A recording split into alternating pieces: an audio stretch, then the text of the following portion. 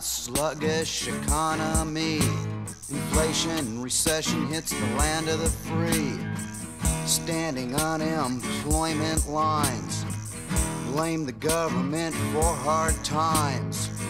We just get by however we can. We all gotta duck when the shit hits the fan. Alrighty, we're gonna make another video today. I had this chicken floating around in my freezer for months. I had no idea what to do with it. But going around through my refrigerator today, I realized I can make a Dutch oven, like a citrus chicken. I'm gonna put, I'm gonna take my about 7 1/4 pound stuffer here. I'm gonna stuff it with 2 oranges, 2 lemons, some apple. I'm gonna make a glaze, some milk, melted butter, and orange juice. I'll coat that on top with some salt, pepper, garlic, and I'm gonna roast it in the Dutch oven. And let's see how that works. Alright, first thing I did was I cleaned up the chicken. I took all that, that sack of whatever you call that stuff out, the giblets, and I threw that away. I have no use for that. I cut up all the 2 oranges, the 2 lemons, and the apple.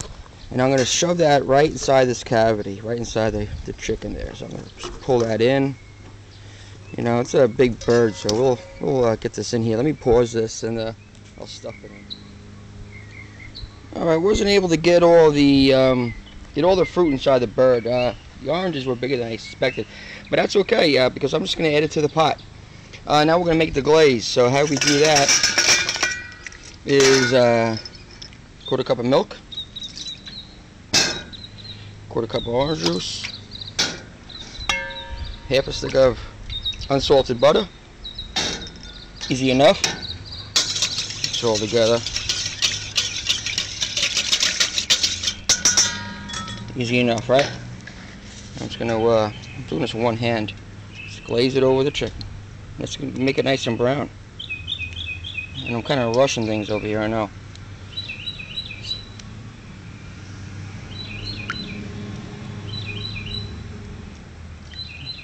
Just gonna make it really good.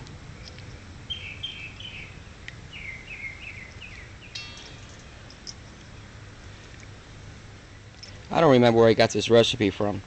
I just remember this chicken being very good. Normally when I make a chicken, I cut the wingtips off and the back, and I'll save all that for soup stock. And the chicken cooks faster when you do that. You don't eat that anyway. You don't eat the tips. I don't eat the tips or the drumstick. Of course I don't eat the tips. And I don't eat the back either. So I just add that to my bag of chicken stock parts. Okay, so got the glaze on. I'm just gonna add some kosher salt. Probably shouldn't add too that much. Add a little bit of, again, I'm doing this with one hand. Add some pepper. Oh, pepper, more better. And I'm gonna add some garlic. Okay. Now I'm gonna add this to my 12-inch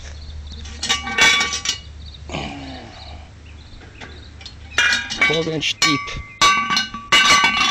Dutch oven. This is the deep oven, okay? I also have another oven. I lined this with foil because that that orange is gonna be murder on the cast iron. So I'm gonna take that chicken, I'm gonna put it in there.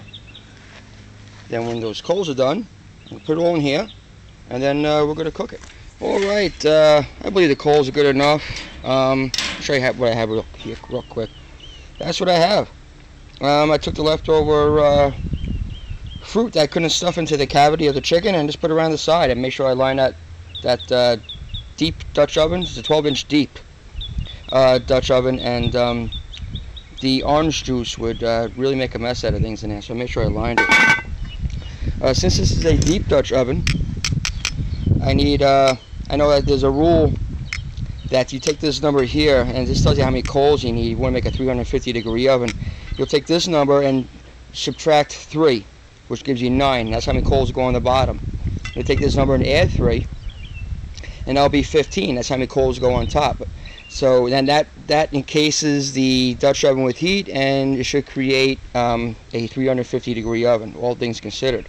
However, this is a deep oven, so I need to add 3 more coals, 1 on the bottom and 2 on the top, to give me that 350 degree window that I'm looking for. So I'm going to put 10 coals down on the bottom.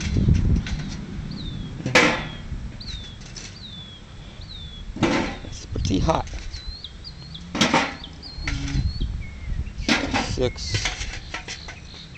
7, 8. Okay, 10.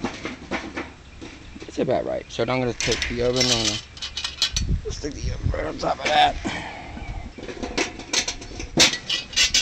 Now, the reason why I'm using this old barbecue thing, well, it was on sale. I got like $10 from a store going out of business. I just felt was, I don't have the, that Dutch oven stand that they sell on Amazon. It's like $200. So I just use this. This keeps most of the wind away from the coals. Alright, so I'll just spread these around.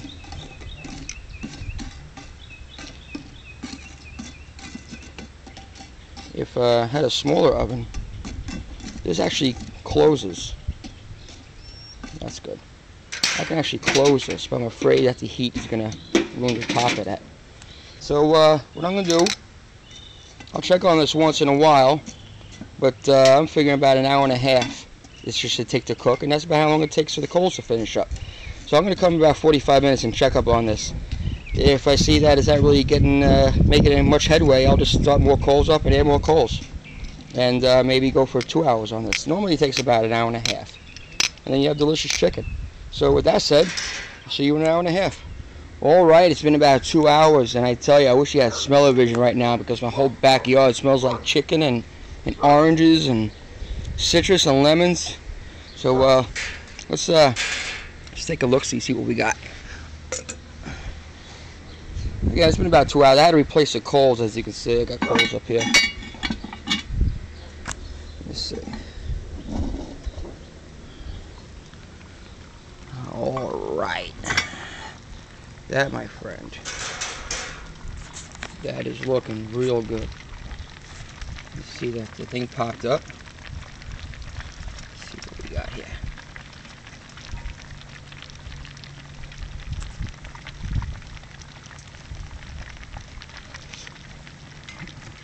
Oh man, that was really good.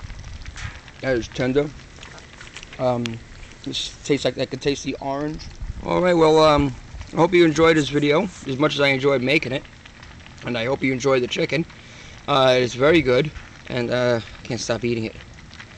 It's very hot, and it's very good, and you're gonna love it. Till next time, ciao.